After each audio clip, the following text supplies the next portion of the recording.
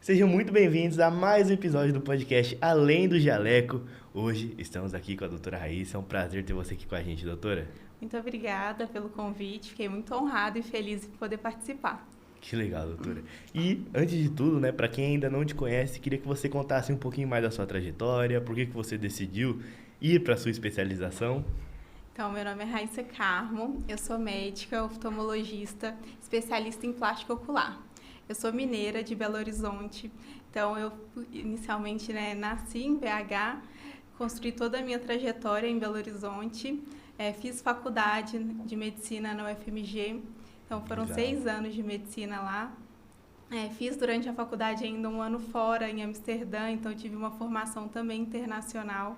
Legal. E depois me mudei aqui para São Paulo capital, para fazer a minha residência médica em oftalmologia, fiz no Instituto da Visão. E depois também me especializei em plástico ocular, que é uma sub-área da oftalmologia no IANSP, no Hospital do Servidor Público Estadual. Então, encontrei na oftalmologia e depois na plástico ocular uma especialidade muito bonita, nessa capacidade de transformar os pacientes na autoestima, em ter um cuidado com o olhar também, que é super importante, e uma especialidade que eu realmente me encontrei. Na medicina, eu sempre gostei da parte clínica e também da parte cirúrgica. Então, encontrei na oftalmologia e depois na plástico ocular essas duas possibilidades, a possibilidade de ter um consultório, um contato bem próximo do paciente, um cuidado mais específico e também ter a parte cirúrgica, que é onde também eu me encontro, eu fico muito tranquila, então encontrei nessa especialidade, nessa sub-área, os dois, o mundo ideal para mim. Que legal. E como que é cuidar dos olhos das pessoas? Uma parte tão expressiva, pelo menos, acho que a primeira coisa que a gente olha numa pessoa é o rosto e mais precisamente os olhos, né? Então eu queria que você contasse ali como que é a sua visão ali sobre isso. Então eu concordo. Os olhos, é o primeiro local que a gente conversa com uma pessoa. Então, quando a gente encontra uma pessoa, a gente olha nos olhos. Então, os olhos é o nosso cartão de visitas. Então, é super importante a gente cuidar do nosso olhar. E também, nas pálpebras, acaba que com o envelhecimento é o principal local do nosso rosto que consegue mostrar os sinais do envelhecimento, A pele da pálpebra é a pele mais fina de nosso corpo inteiro. Então, não sei se muita gente sabe disso, mas essa pele muito fina é uma característica diferente de outras peles do nosso corpo e aí ela acaba esticando.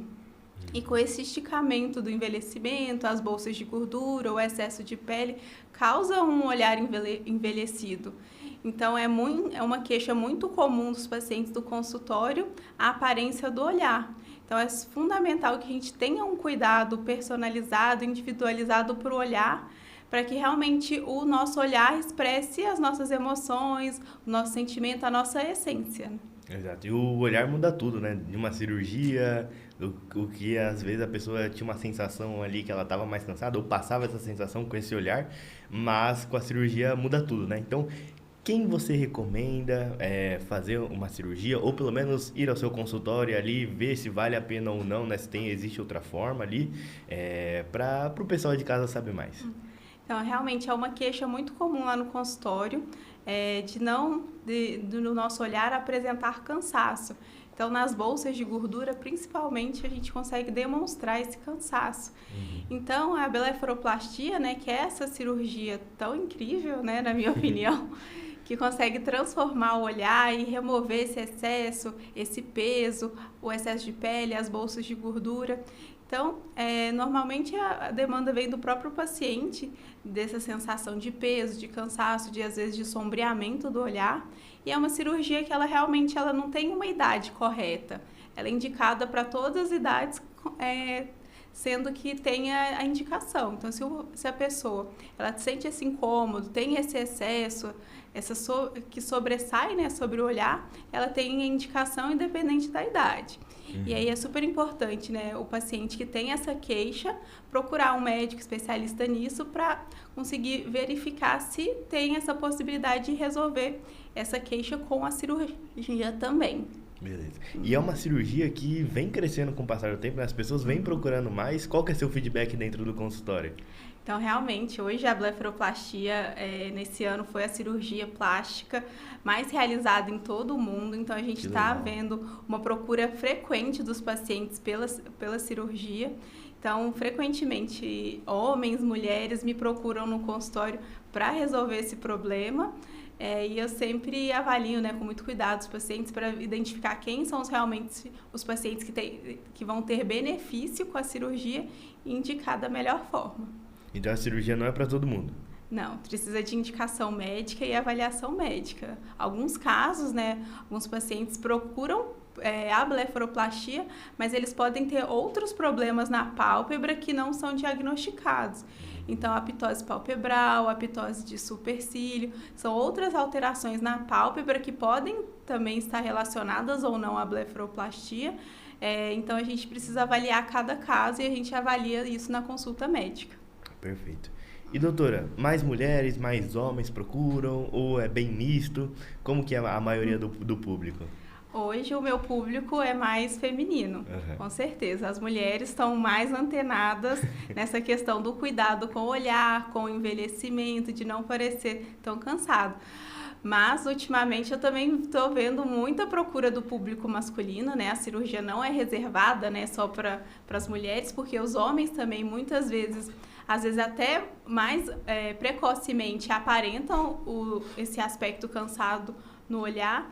Então, ultimamente, né, o meu público ele é mais feminino, mas eu venho observado, né, esse crescimento do público masculino, de se cuidar também, de estar atento também ao olhar. E muita coisa que muitas vezes, né, eu observo que o paciente masculino às vezes vem incentivado pela própria esposa. Então, vai carregado? Sim, eu acho muito bacana isso, que às vezes o homem acaba deixando passar e as esposas, né, as mulheres às vezes vêm junto para incentivar, para ajudar nessa decisão, né, de mudança do olhar, com certeza. Que legal, doutora. E pensando ali no pós-operatório, para o pessoal de casa que já conhece ali, tem indicação, como que é? De fato é mais tranquilo, não é? Então, o pós-operatório da blefaroplastia, na minha opinião, é um pós-operatório bem tranquilo. Os meus pacientes não costumam sentir dor no pós-operatório. É normal, né, nos primeiros dias, a gente ter um pouco mais de inchaço na região das pálpebras, hematoma, né, que é a vermelhidão, edema relacionada ao pós-cirúrgico, né? Toda cirurgia a gente espera isso. Mas, em geral, é um pós-operatório muito tranquilo, que os pacientes conseguem manejar com as medicações que eu passo.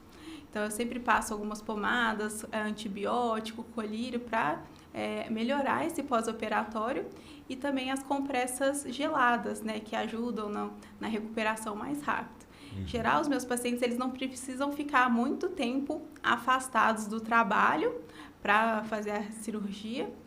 Então, a gente avalia relacionado a cada função, cada profissão, qual o tempo de afastamento, mas costuma ser um pós-operatório confortável comparado a outras cirurgias, com certeza. Perfeito. E doutora, quando você percebeu que o que você faz vai além da medicina, mexe de fato com a autoestima da mulher, do homem, quando que foi essa virada de chave ali? Com certeza, quando eu comecei, né, eu entrei mesmo na plástica ocular, eu consegui ver nos meus pacientes, né, das minhas pacientes, como mudava, né, após a cirurgia. Então, logo às vezes após a cirurgia, que a gente remove o excesso de pele, às vezes a paciente ainda está com os pontos cirúrgicos no olho, nas pálpebras, né, mas elas já conseguem expressar essa transformação do olhar. Então, isso é incrível. E aí eu observo muitas vezes a paciente pega já o espelho e já se olha e fala, nossa, como eu já mudei, como eu rejuvenesci 10, 15 anos no meu olhar através da cirurgia. E isso é muito gratificante, porque a gente pensar que melhorar a autoestima também reflete em outros setores da nossa vida, faz toda a diferença. Então, às vezes, uma pessoa que agora está se sentindo melhor consigo mesmo, consegue trabalhar melhor, cuidar melhor da sua família, do seu filho, viver melhor como um todo. Então, eu observo muito isso e aí é por isso que me motiva cada vez melhor, estudar mais, procurar as melhores técnicas cirúrgicas, para os meus pacientes, para entregar sempre o melhor e ajudar sempre mais. Até um ponto que eu queria tocar, doutora, que muitas pessoas acreditam que estética talvez pode deixar em segundo plano, porque é algo mais, é bobeira, pode deixar para depois, mas não, interfere bastante no dia a dia da pessoa, principalmente na parte da autoestima, porque a pessoa com uma baixa autoestima, ela não vai querer sair de casa, provavelmente ela não vai querer se relacionar com ninguém, não vai querer novas coisas no trabalho, ela vai ficar mais encolhida mais ali na dela, né? E eu queria que você passasse também a sua visão ali, porque de fato não tem nada a ver com o que eles estão de fato trazendo, né, pra gente. Exatamente. Muitas vezes os pacientes no consultório, eles falam, eu esperei 5 anos para realizar essa cirurgia, tem vários anos que eu aguardo para fazer a cirurgia, que eu estou deixando de lado essa prioridade, né, que tem que ser a gente também. Então, eu observo muito isso mesmo, que pacientes, às vezes, têm indicação de cirurgia muito antes, muito mais jovens, mas que ficam aguardando, demorando, às vezes, esperando um momento certo. Acho que na nossa vida nunca tem um momento certo que vai estar tudo alinhado, mas a gente, quando está decidido a mudar, a transformar e a melhorar, tem que tomar essa decisão e seguir em frente. Então, eu observo muito isso no meu consultório mesmo, essa questão de aguardar demais e depois que toma a decisão, a felicidade de ter tomado essa decisão e seguir em frente para transformar o seu olhar. Perfeito, doutora. E até entrando mais um ponto mais a fundo ali do quem realmente precisa, né? Você falou ali que o excesso de pele ali muitas vezes por questão da idade, né? E também ali por mudanças drásticas de peso, né? Acaba interferindo, né? Tem mais algum outro ponto ou de fato são esses dois principais? Então, a blefaroplastia é indicada para toda pessoa que tem excesso de pele e tem um incômodo, pode ser estético ou funcional em relação às pálpebras. Então, toda essa gama de pacientes que tem essa demanda, eles têm indicação da cirurgia. E aí a cirurgia, ela pode ser indicada quando o paciente tem um excesso de pele que atrapalha a visão e quando esse excesso de pele ainda não atrapalha, mas que causa um incômodo estético, de autoestima.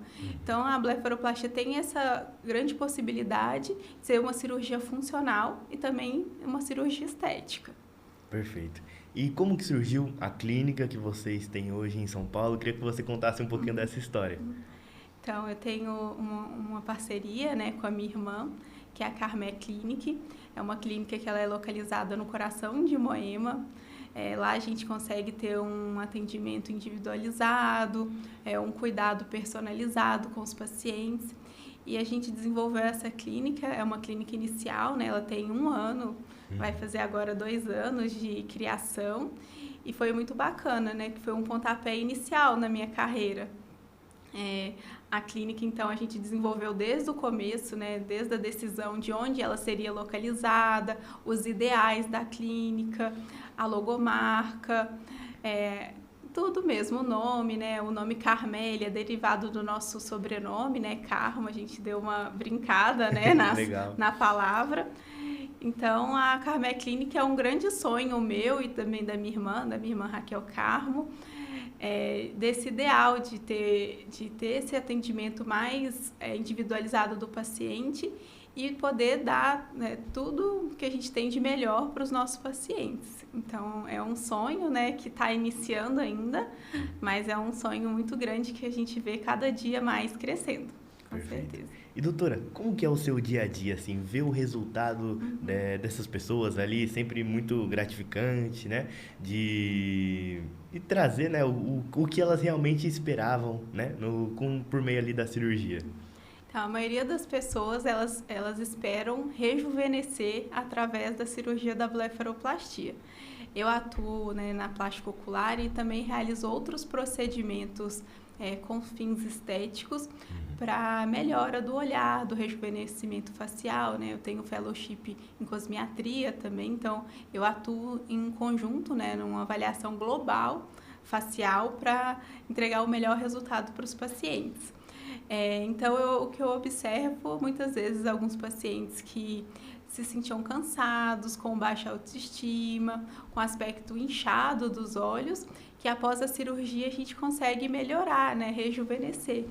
Então, muitas vezes os pacientes, logo quando passam, né, pelo pós-operatório, pelo procedimento, que nos primeiros dias é normal ficar com os olhos inchados, com hematoma, eles já conseguem ver, né, no primeiro mês pós-cirúrgico, a melhora da autoestima, a melhora da abertura ocular. Então, tudo isso é importante.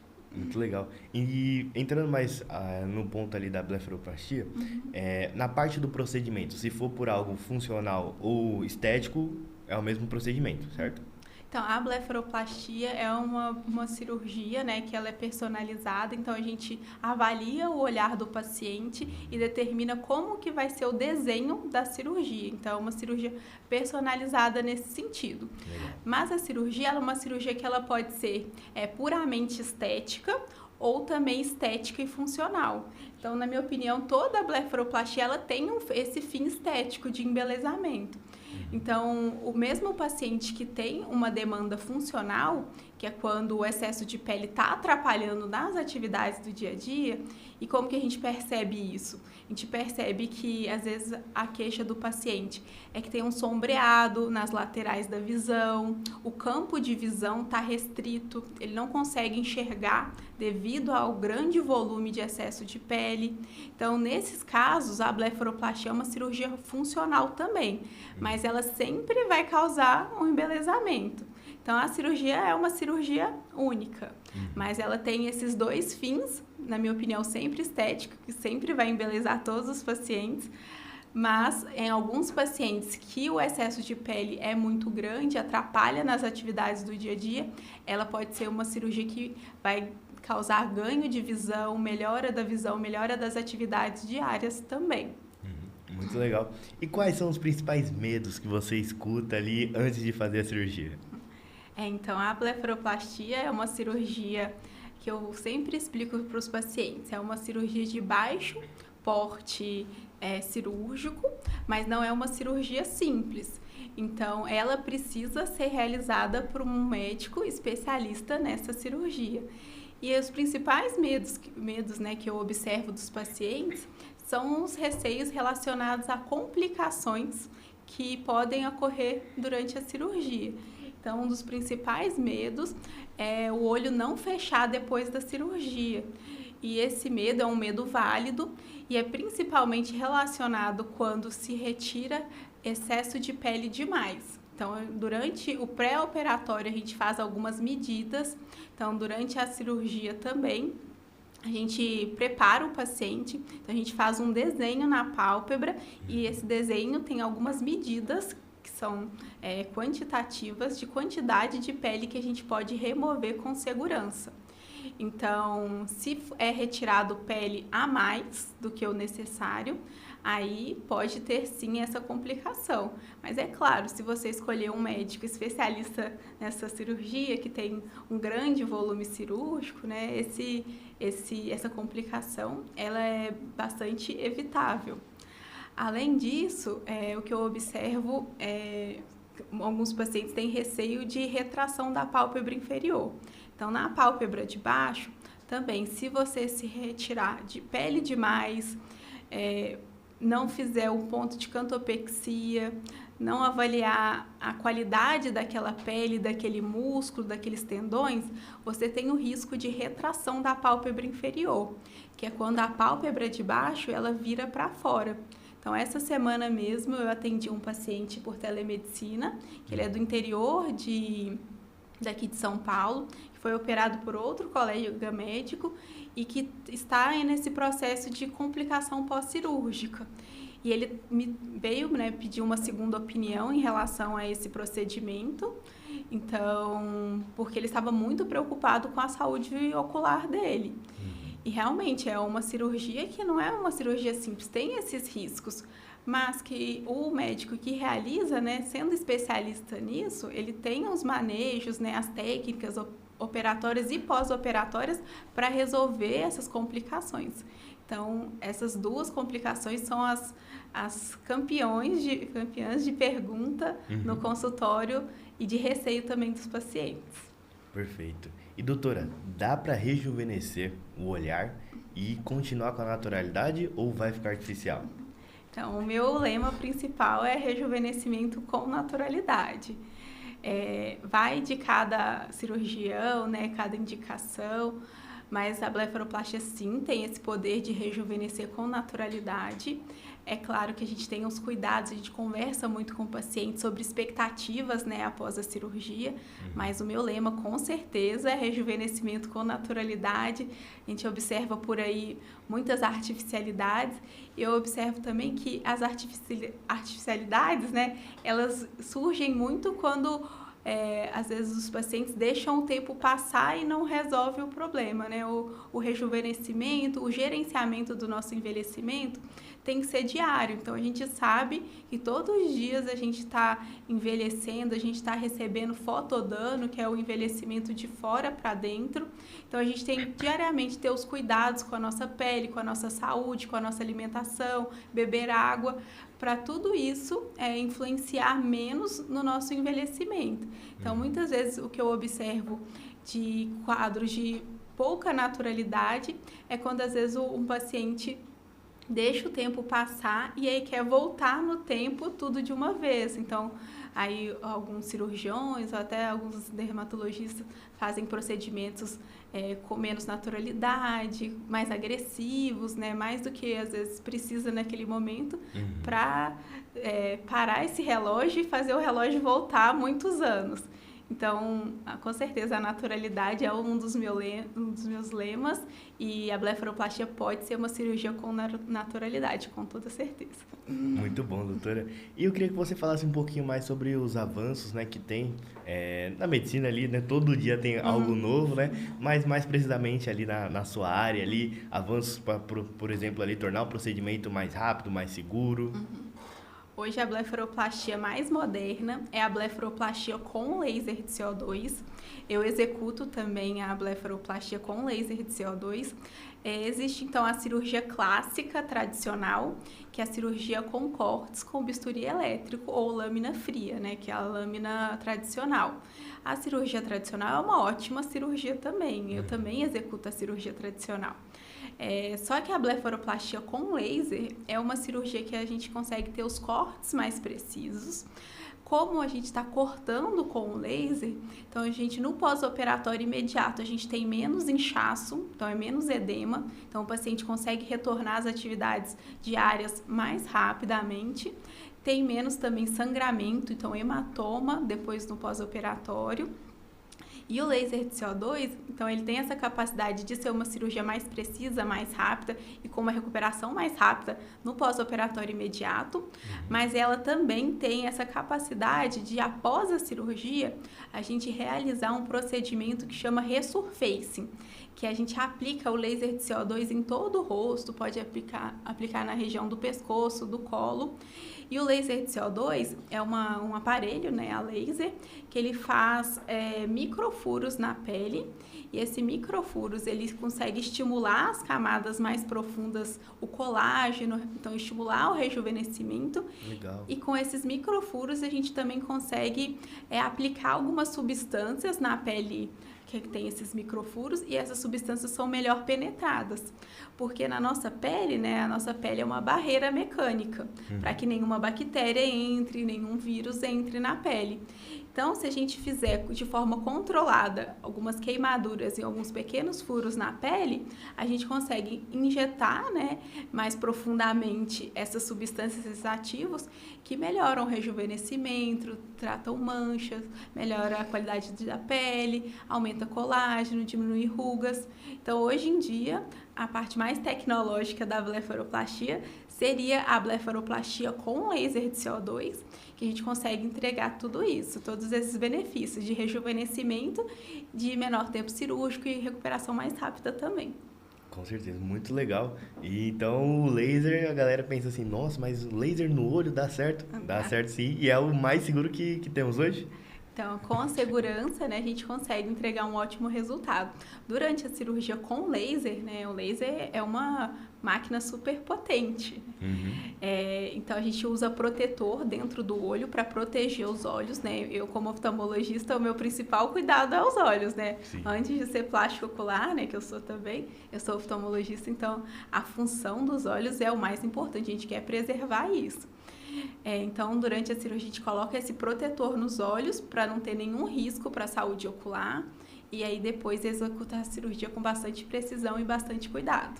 Perfeito. Sim.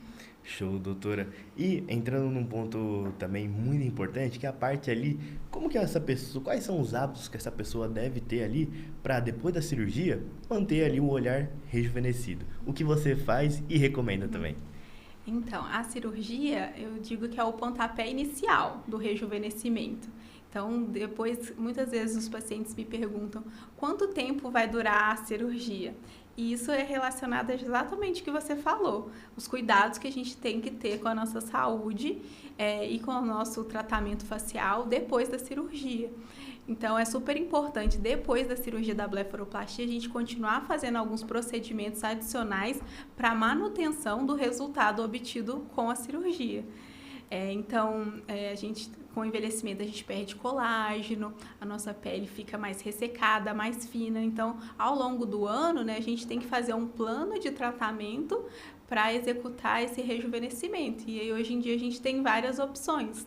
Né? A gente tem a toxina botulínica, que é muito antiga, que previne, né, a formação de rugas estáticas, melhora a qualidade de pele. Tem os bioestimuladores, que são algumas máquinas, e tem bioestimuladores injetáveis. Tem fios também que permitem esse bioestímulo, tem algumas máquinas. Então, a gente tem, hoje em dia, uma série de procedimentos que, é claro, né, precisam ser avaliados pelo médico em conjunto para a gente traçar, né, um plano de tratamento para manter os resultados da blefaroplastia mais tempo. Então, muitas vezes um paciente me pergunta, se eu operar agora, eu tenho 40 anos, se eu operar agora com 40 anos, eu vou ter que reoperar com quantos anos de novo? Depende, né? O envelhecimento, ele é individual de cada paciente. Então, se você opera aos 40 anos, pode ser que aos 55 você tenha pele suficiente para precisar de uma nova cirurgia, ou pode ser que não, pode ter outros procedimentos que a gente pode fazer ao longo dos anos e podem, né, atrasar essa necessidade ou às vezes nem mesmo precisar. Perfeito. E quais são os cuidados do antes, né? Antes da operação? Então, a gente sempre faz um acompanhamento pré-operatório. Antes da cirurgia, a gente sempre faz uma consulta médica. Nessa consulta médica, eu faço uma avaliação global da saúde. Por ser uma cirurgia, a gente tem que saber se o paciente tem algum tipo de comorbidade, alguma contraindicação à cirurgia. Então, tem sempre um preparo pré-operatório que envolve a consulta médica. Então, saber se o paciente tem pressão alta, diabetes, tudo isso influencia também no resultado final da cirurgia. Por exemplo, um paciente diabético descontrolado, né, com glicemias muito altas, não é o momento de operar. Primeiro, a gente tem que fazer esse controle pré-operatório. Também alguns hábitos de saúde, né, de atividade física, o tabagismo, né, fumar. Ele influencia muito na cicatrização pós-cirúrgica, então eu incentivo muito alguns pacientes que têm esse histórico, né, de tabagismo, a acessar o tabagismo para a gente ter um resultado melhor da cirurgia. Hábitos de saúde como um todo, né, hidratação, beber água, se alimentar bem, e tem alguns cuidados que a gente tem com a cirurgia, né? O ideal, né, quando o paciente vai fazer a cirurgia com laser, é que ele evite tomar sol antes da cirurgia. Tem alguns preparos de pomadas, medicações que a gente passa para que o laser seja mais efetivo, então o laser entregue mais resultado para o paciente. Então, sim, na consulta a gente avalia globalmente o paciente e indica esse preparo de forma individualizada para a gente ter um resultado bom, né? Um resultado satisfatório no pós-operatório também. Com certeza. E, doutora, você tem um atendimento bem personalizado, né? Como você já trouxe aqui pra gente. E isso é muito importante ali para ter, por essa relação ali do médico com o paciente em si, né? Até para ter uma segurança de realizar o procedimento ali de uma forma mais tranquila com você. Com certeza. Essa relação médico-paciente é fundamental, tanto para o paciente quanto para o médico ter um resultado satisfatório na cirurgia. Então, o paciente, né, quando ele escolhe um médico, tem que ser um médico de bastante confiança, que ele saiba a formação desse médico. Eu acho super importante isso, porque hoje em dia a gente está vendo uma banalização do estudo, do conhecimento. Então, é super importante o paciente pesquisar o histórico do médico, saber a formação, saber se o paciente, se o médico, né, é especialista realmente nessa área, nessa cirurgia. Então, eu acho fundamental esse relacionamento tanto do médico quanto do paciente com o médico. E essa confiança é fundamental para o paciente ficar firme, né? Acho que no primeiro dia, a gente sempre fala que o primeiro dia pós-cirúrgico é o dia do arrependimento. Porque ver o rosto inchado, com hematoma, às vezes a visão está embaçada por causa de pomada, não por causa da cirurgia em si, mas por causa das pomadas. Então, se o paciente não tem essa confiança com o médico que escolheu, é muito difícil passar pelas fases pós-operatórias. Então, é super importante essa construção desse relacionamento. Com certeza. E aí, doutor, eu queria que você deixasse um recado também para a pessoa que sente que está com o olhar ali mais caído, que de fato quer mudar esse olhar, deixar mais rejuvenescido ali. Queria que você trouxesse ali o seu ponto ali para eles. Bom, então se você olha no espelho e acha que o espelho às vezes não reflete a sua essência, eu acho que é o momento de começar a pensar, será que a blefaroplastia é uma cirurgia indicada para mim? E diante deste questionamento, o principal é passar por uma consulta médica. Na consulta a gente vai conversar, né, de forma tranquila sobre as suas queixas, as suas expectativas. Então é super importante, diante desse quadro, né, se você identificou esse problema, identificou esse desejo, marcar uma consulta para a gente poder avaliar em conjunto tudo isso e determinar o melhor plano de tratamento. E aí esse plano de tratamento pode ser sim um plano de tratamento cirúrgico, né, através da cirurgia da blefaroplastia, mas pode também ser um plano de tratamento com outros procedimentos menos invasivos, e aí varia de cada caso, a gente avalia em conjunto em consulta. Perfeito. E doutora, um ponto final ali que eu acho muito legal a gente falar, que as pessoas têm que pensar em valorizar o olhar que ela tem, né? Os traços que ela tem, não buscar ali padronizar, né? Igual a maioria das pessoas devem chegar ali no consultório, eu quero ficar igual essa daqui, mas será que o seu rosto é parecido com o que essa pessoa que você está mostrando? Sim. Então eu queria também que você passasse esse ponto para a galera. Sim. Então, muitas vezes alguns pacientes vêm com expectativas que são irreais, né? Cada pessoa, né, tem um formato de olho, uma característica, e isso é avaliado também na consulta. Então, o nosso olhar, ele é individual e particular nosso. Então, muitas vezes, se a gente pega uma foto de uma atriz ou uma pessoa que você conhece, um amigo, e quer trazer esse olhar para si, nem sempre é possível. Então, a gente tem que pensar, né, em não mudar a nossa essência e sim valorizar os nossos traços. Então, eu respeito muito isso, a nossa individualidade, a nossa etnia, nossas características particulares, para a gente entregar um resultado natural que não fuja dessa naturalidade, que não cause artificialidade e até esse não se reconhecer no espelho depois também, que é importante. Muito legal, doutora. E para quem chegou até aqui, quer conhecer mais, né, o seu trabalho, tanto nas redes sociais, quanto também no seu consultório, já falou que é no Coração de Moema, mas acho que é importante ressaltar novamente.